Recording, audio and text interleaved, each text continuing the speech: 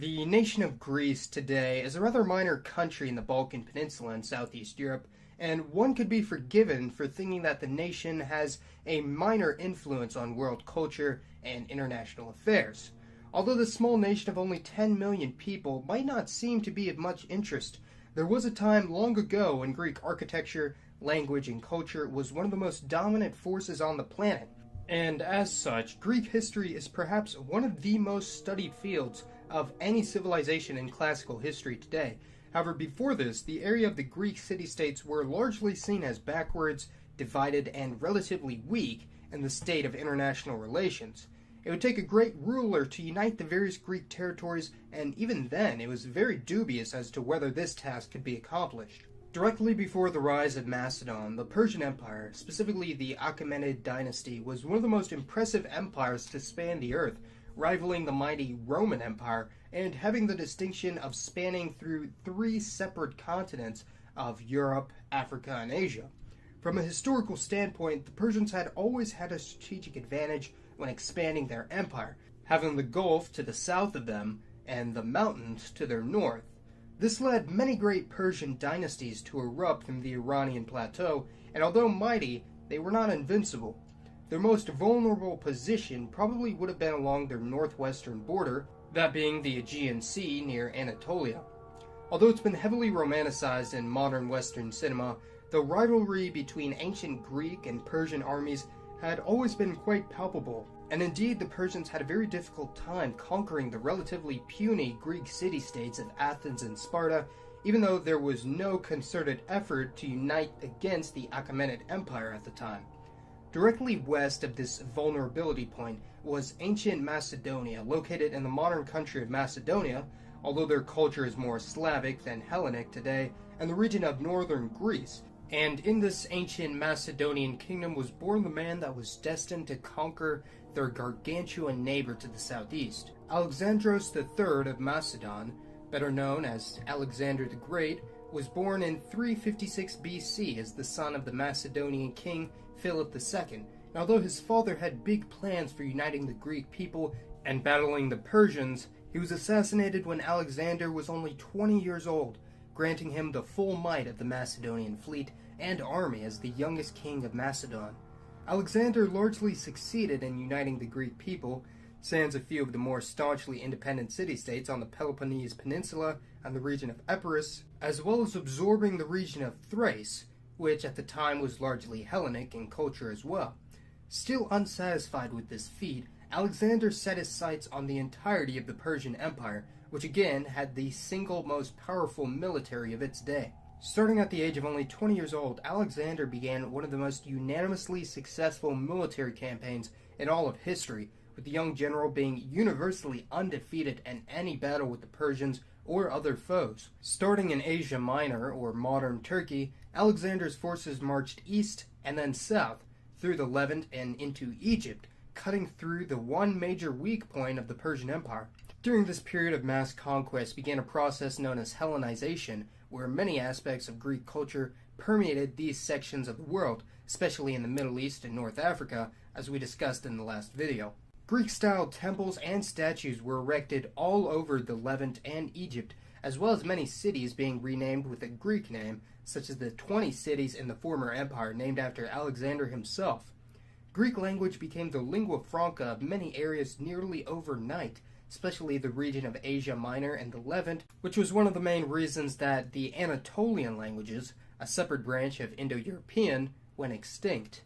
By the age of 30, about a decade later, Alexander had effectively conquered and subjugated the largest and most powerful empire the world had ever seen, largely using the wisdom personally taught to him by famous Greek philosopher Aristotle himself. And although he never had a chance to personally execute the previous empire of Achaemenid, Darius III, he was fairly ruthless in his battle tactics, which is one of the reasons he was so successful. The last area the Macedonian king was to conquer were the southern fringe of Central Asia and the western fringe of the South Asian subcontinent, and Alexander never had a chance to advance into the heartland of Hindustan, seeing how he would die prematurely only 2 years later in the city of Babylon in modern Iraq, which, depending on the account, was either from accidental food poisoning or from a rival purposefully poisoning his drink in a ploy to assassinate him. Either way, following his death, his rapidly built, unstable empire immediately devolved into a multitude of civil wars that shattered the empire he had built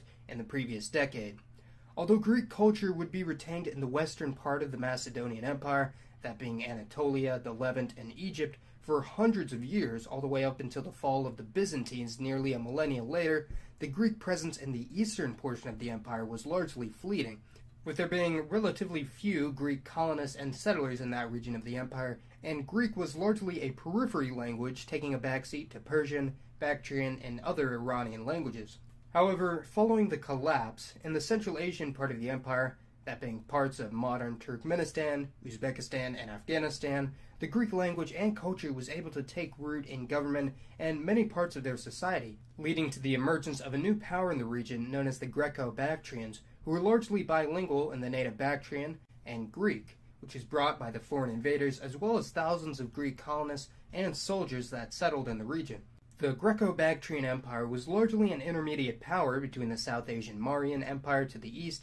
and the Parthians and emergent Romans to the west, with Greek culture being especially apparent in Greek-style architecture and artwork found dated to that time period. One of the most bizarre fusions of Eastern and Western culture in the Bactrian Empire was the emergence of Buddhism as the main religion in the Greco-Bactrian society, and its syncretism with ancient Greek mythology, and contrary to what common sense would entail, Buddhism was spread from west to east through the Bactria kingdom into Central Asia and then on to East and Southeast Asia, not the other way around. So in a way, simply from one man's life goal, Greek culture was able to spread not only through the heartland of the Middle East, but also to the Far East as well. As could be expected, the Greco-Bactrian kingdom would fall once again to a new Persian dynasty around 125 years after its establishment, but before it fell, the Greco-Bactrian king Demetrius I invaded and established even further Greek kingdoms east of the empire,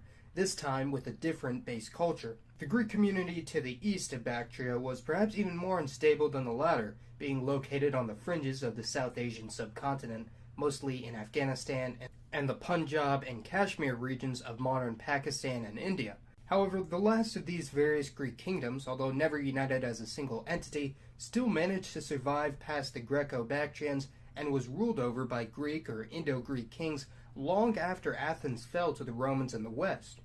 The culture of these various Greek kingdoms in South Asia were largely a fusion of European and North Indian customs, with official languages used in the government being primarily Greek, with the secondary language, or language of the common civilians, being one of many Indian languages such as Sanskrit, which is the precursor to modern-day Hindi, and many other South Asian languages. The religion of the various Indo-Greek kingdoms was a fusion of Hinduism, Buddhism, and Greek mythology. Eventually, the Indo-Greek kingdoms would fall to the emerging power of Kashan, around the same region of Central and South Asia, who were also descended from the Iranian Bactrian peoples, and although they initially used Greek as a language in government as a legacy of the Indo-Greek kingdoms, this was soon replaced by Bactrian, which at the time was still written in the Hellenic alphabet, another influence of the Macedonians. The Kushans also had significant influence from the East Asian Yuezhi people, as well as the Scythians from Central Asia, and it wasn't until 375 AD that the Kushans would finally fall, and alas, also fell the last of the dynasties to have been directly influenced by the rise of the Macedonian Empire and Alexander's conquests. The exact number of ethnic Greek civilians and soldiers that settled in the Indian subcontinent is unknown, as the ancient Macedonian Empire was never well established enough to initiate a comprehensive census like the Romans. But seeing how the population of the Indus River Valley area was around 3 to 4 million 2,000 years ago, and initially 60,000 soldiers from Greece settled in the area at the time Alexander finished his conquest, and a further 200,000 ethnic Greeks settled in either Bactria or the Indo-Greek kingdoms, around 3% of the gene pool of both Pakistan and Afghanistan is of Greek origin, while some studies place Greek DNA in modern ethnic Punjabis from both India and Pakistan at numbers as high as 15%, which, along with the Indo-Scythians from pre-Mongol Central Asian descent, would explain why Punjabis and Kashmiris are probably the fairest of all Indian ethnic groups and have a relatively high number of people with light-colored eyes and hair. Whether Alexander's conquests were a net positive for the world is definitely up for debate, but one thing for certain is that the rise of the Macedonian Empire was truly an impressive feat for the time, bridging the gap between Eastern and Western culture by uniting an area wider than that of the continental United States, spanning areas as diverse as modern Bulgaria to Egypt to the northwest corner of the Indian subcontinent. Even though the area was never fully homogenized through Greek culture, and in all actuality it probably never could have been, the ancient Greeks and Macedonians certainly had a huge impact on many parts of their former empire, and traces of their architecture, language, religion, and genetics can be seen in many of the modern people groups of the region, and it's truly astounding to think that such an unassuming nation such as ancient Greece could have had such a large and permanent impact on the world, even a place as exotic and far away as Pakistan and India. Be sure to let me know your thoughts on Alexander the Great, the rise of the Macedonian Empire, and the last of the Indo-Greek kingdoms of South Asia, which a lot of people probably didn't know about and I thought was a truly fascinating subject. As always, thanks for watching everyone. This has been Mason, and I'll see you next time.